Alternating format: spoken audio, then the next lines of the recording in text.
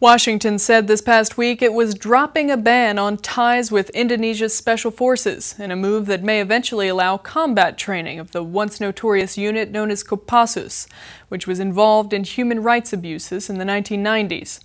The decision, announced during a visit by Defense Secretary Robert Gates to Jakarta, was taken after Indonesia took steps requested by Washington, including removal of convicted human rights violators from the organization's ranks.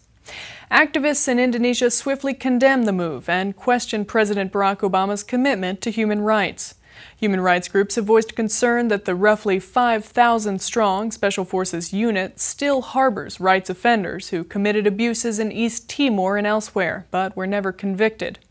Boinky and Dardi of Jakarta-based human rights group Imparcial told Reuters, quote, "We regret this development very much. Until now, the perpetrators of past human rights abuses in East Timor, Aceh, and Papua are still free.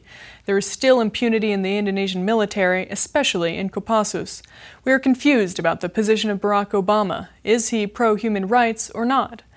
The United States will begin a gradual, limited program of security cooperation activities with the Indonesian Army Special Forces.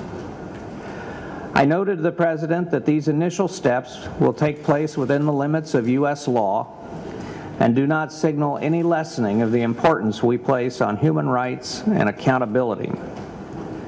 What's more, our ability to expand upon these initial steps will depend upon continued implementation of reforms within Kopassus and TNI as a whole.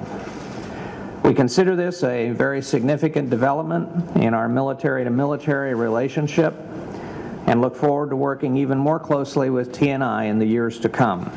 Gates defended the Obama administration's commitment to human rights.